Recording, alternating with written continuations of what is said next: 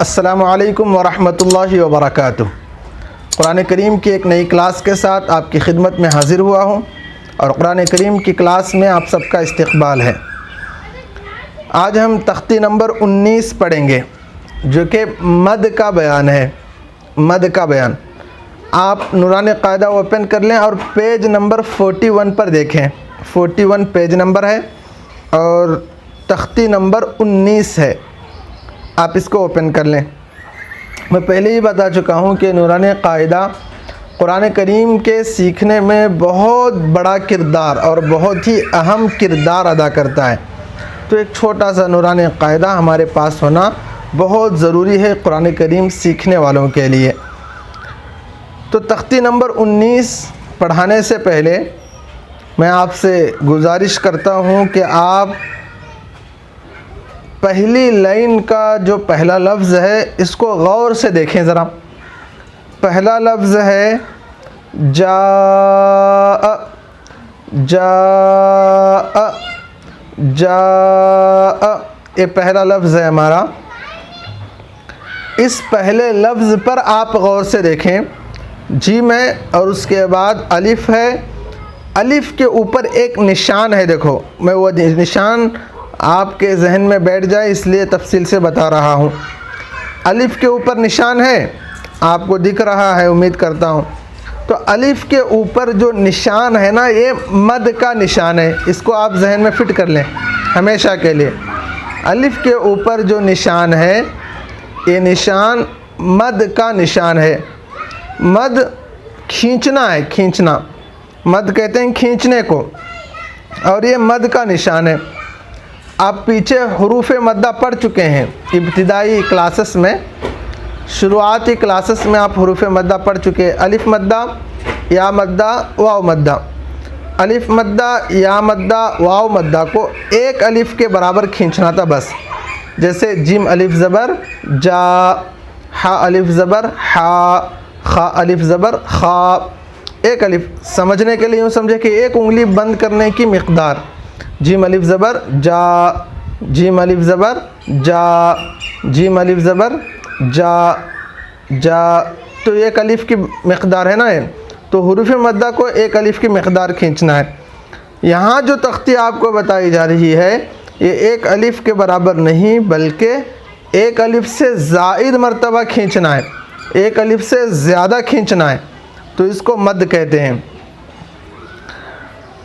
तख्ती मैं पढ़ूँगा, आप सुन लें। लेकिन इससे पहले मैं जो मोटी मोटी बात, क्योंकि हमारे जो स्टूडेंट्स हैं, हमारे पास जो पढ़ने वाले हैं बड़ी उम्र के हज़रात हैं, अगर तफसील आपको जाननी है तो तख्ती नंबर 19 की हिदायत पीछे मौजूद है नूरानी कायदे में। आप पेज नंबर, हिदायत जो हैं इसके पेज नंबर 26 में देख लें। नूरानी कायदे का जो पेज नंबर 26 है, यहाँ पर तख्ती नंबर 19 के हिदायत मौजूद है, यानी कुछ यहाँ पर गाइड किया गया है, गाइडलाइंस वहाँ पर मौजूद हैं। तो आप वहाँ पर तफसील जान सकते हैं मद के, कि मद की वहाँ पर तफसीलात बयान किए गए हैं। मद्दे मुत्तसिल कलमी मुसक्कल, मद्दे मुत्तसिल कलमी मुखफ़फ़। तो बहरहाल वो तफसील वहाँ पर मौजूद है। लेकिन हमारे पास जो पढ़ने वाले हज़रात हैं वो बड़ी उम्र के हैं और आसानी के साथ कुरान करीम को पढ़ना चाहते हैं। तो ख़ुलासे के तौर पर मैं जो आपको बताना चाहता हूँ वो भी आप जहन में रख लें। अगर आप गहराई में जाकर समझना चाहते हैं तो फिर हिदायत पढ़ लें। ख़ुलासे के तौर पर क्या जहन में रखना है ये देख लें कि जीम अलिफ़ ज़बर जा है, तो जीम के बाद अलिफ़ है। अलिफ़ के ऊपर जो निशान है वो मद का निशान है। कुरान करीम में जहाँ पर भी ये निशान आएगा आपको वहाँ पर खींचना पड़ेगा। एक अलिफ़ से ज़ायद मरतबा खींचना पड़ेगा। 2, 3, 4 अलिफ़ तक आप खींच सकते हैं। ये मद्दे मुत्तसिल कहलाता है। तो जो निशान वहाँ पर बताया जा रहा है ना उसको जहन में रख लें। तो यहाँ पर खींचना बहुत ज़रूरी है। अगर कोई नहीं खींचेगा तो फिर सही नहीं होगा, खींचना ज़रूरी है। दूसरी लाइन में देख लें, सबक पढ़ाऊँगा मैं लेकिन निशानात पहले जहन में रख लें। दूसरी लाइन में देख लें, फ़ाया ज़ेर फ़ी के ऊपर एक निशान है। देखो ऐसा एक निशान मौजूद है। तो इस निशान को भी मद कहते हैं। कुरान करीम में जहाँ पर भी ये निशान है वहाँ पर भी एक अलिफ से ज़ायद मरतबा ज़ायद आपको खींचना पड़ेगा। 2, 3, 4 अलिफ तक आप यहाँ पर खींच सकते हैं।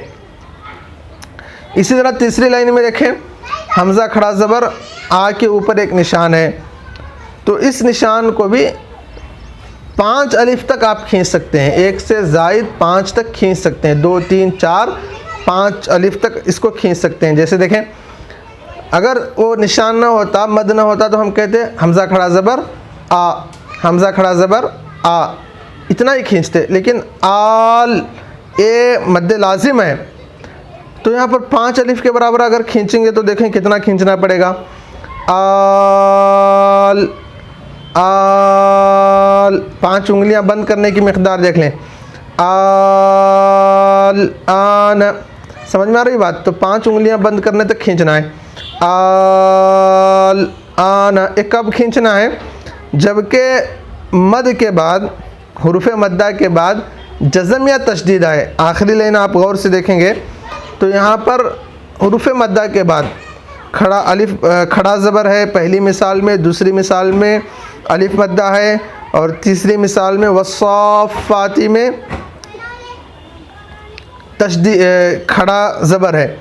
और खड़ा ज़बर के बाद पहली मिसाल में जज़म है, दूसरे और तीसरी मिसाल में तशदीद है। तो हुरूफ़ मद्दा या खड़ा ज़बर खड़ी ज़ेर उल्टा पेश के बाद अगर तशदीद या जज़म आ जाए तो उसको मद्द लाजिम कहते हैं। 5 अलिफ की मिक़दार में उसको खींचना है। और पहली लाइन जा,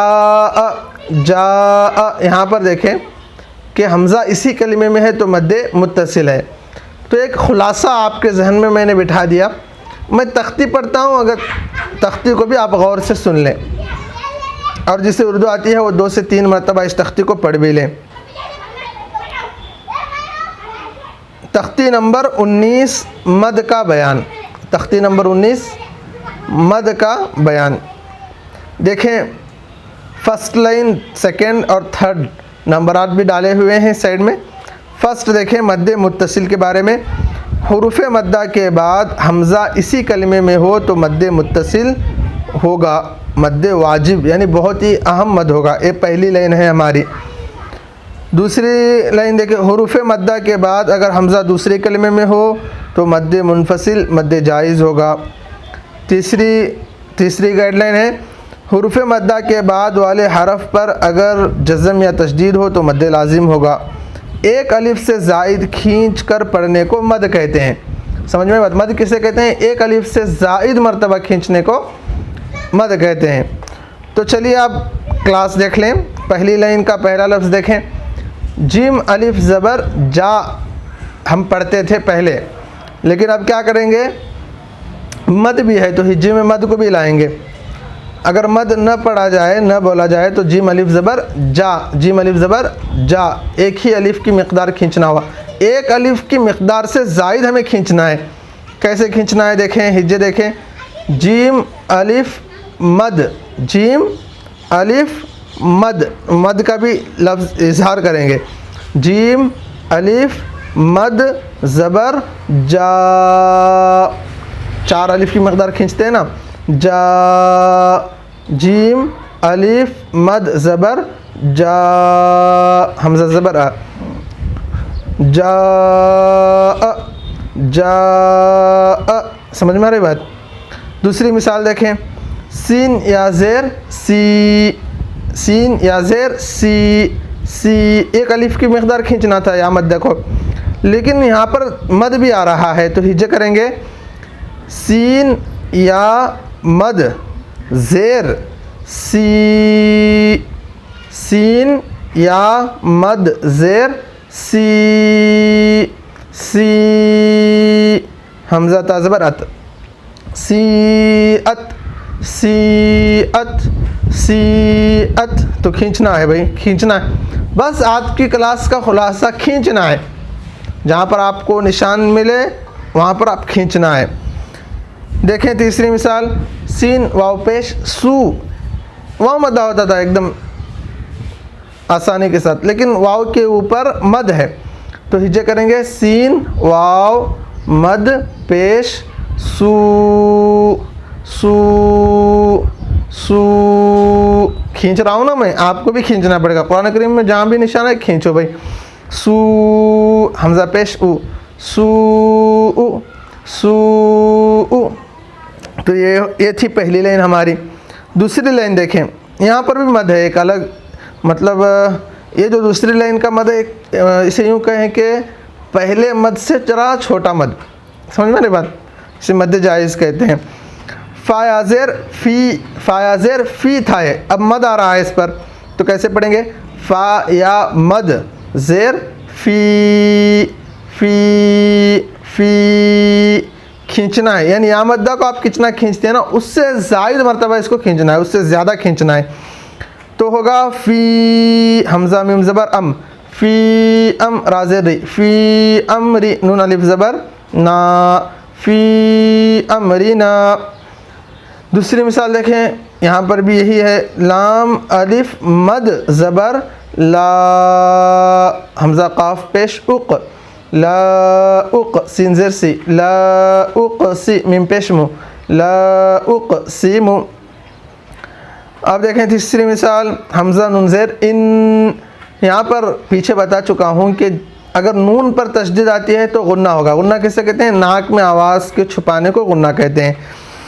तो इन नून अलिफ ज़बर ना, नून अलिफ ज़बर ना होना चाहिए था, लेकिन मद है तो ज़रा खींचेंगे। नून अलिफ मद ज़बर ना, इन्ना इन्ना इन्ना, गुन्ना भी करना है, मद भी करना है। हमज़ा नून ज़बर अन, ज़ा लाम ज़बर ज़ल, अनज़ल। यहाँ पर इख्फ़ा है, इख्फ़ा का कायदा बता चुका हूँ कि नून साकिन के बाद हुर्फ़ इख्फ़ा में से ज़ा है। तो इन्ना अंज़लना, नून अलिफ ज़बर ना, इन्ना अंज़लना, इन्ना अंज़लना। समझ में आ रही बात? तो खींचना भी है, गुन्ना भी करना है, इख्फ़ा भी करना है, पूरे फार्मूले हमें अप्लाई करना है। इन्ना अंज़लना, ये दो हो गई, दो लाइन। तीसरी लाइन है मद्दे लाजिम के बारे में। मद्दे लाजिम क्या है? उर्फ़ मद्दा के बाद जज़म आए या तशदीद आए तो मद्दे लाजिम है, ज़रूर खींचना है इसको। देखें इसे कैसा पढ़ेंगे? हमज़ा लाम खड़ा मद ज़बर आल, हमज़ा अगर मद ना होता ना तो हमज़ा लाम ज़बर अल होता है। अब मद भी आया है तो हमज़ा लाम खड़ा मद ज़बर आल, हमज़ा खड़ा ज़बर आ, आल आ। अल आ नहीं कहेंगे भाई, अल कहेंगे तो गलती होगी। मद का निशान है, जहन में रख लो और खींचो इसे, खूब खींचो, 5 अलिफ के बराबर खींचो। कैसे खींचना है?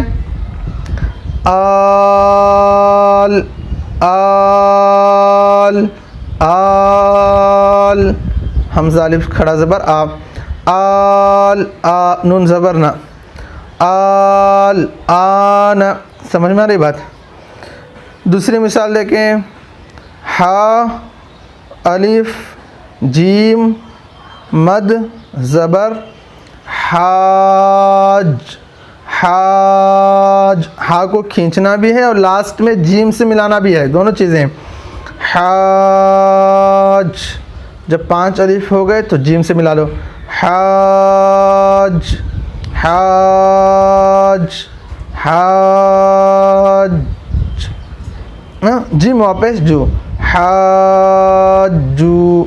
हा अलग अलग नहीं पढ़ना है आपको, हा जू इस तरह अलग अलग नहीं, बल्कि हा को एंड में जीम से मिलाना है। हाज हाज हाज, जीम वापस जू, हाजू हाजू हाजू हाजू, का वापस ज़बर का, हाजू का हाजू का हाजू का। समझ में आ रही बात? लास्ट मिसाल देख लें, वाव सौद ज़बर वस, सौद फ़ा खड़ा मद ज़बर सौफ, साद के ऊपर मद है ना तो खींचो इसे 5 अलिफ के बराबर। वस्सौफ, वस सौफ, सौफ, सौफ, सौफ, खींच रहा हूँ ना मैं। अब फ़ा खड़ा ज़बर फ़ा, वस्सौफ़ा, वस्सौफ़ा ताज़िर थी, वस्सौफ़ाती, वस्सौफ़ाती। तो ये थी आज की हमारी क्लास जिसमें मद के बारे में बताया गया, जिसका ख़ुलासा ये है कि आप मद के निशान को जहन में फ़िट कर लें। कुरान करीम में जहाँ भी ये निशान आएगा आपको ज़्यादा से ज़्यादा खींच कर पढ़ना पड़ेगा। उम्मीद करता हूँ कि अल्लाह तबारक व तआला आपको एक क्लास समझा चुके होंगे और मुझे सही पढ़ाने की तौफ़ीक अता किए होंगे। अगर आपको कोई बात समझ नहीं आ रही है तो बिला तकल्लुफ़ कमेंट कीजिए, और अगर अब बात समझ आ गई है तो वीडियो को ज़रूर लाइक कीजिए ताकि पता चल जाए कि आपको क्लास समझ आ गई। दुआओं की गुजारिश है, इंशाअल्लाह अगली एक नई तख्ती के साथ आपकी खिदमत में हाज़िर होऊंगा। अब इजाज़त चाहता हूँ। अस्सलामु अलैकुम व रहमतुल्लाहि व बरकातुहू।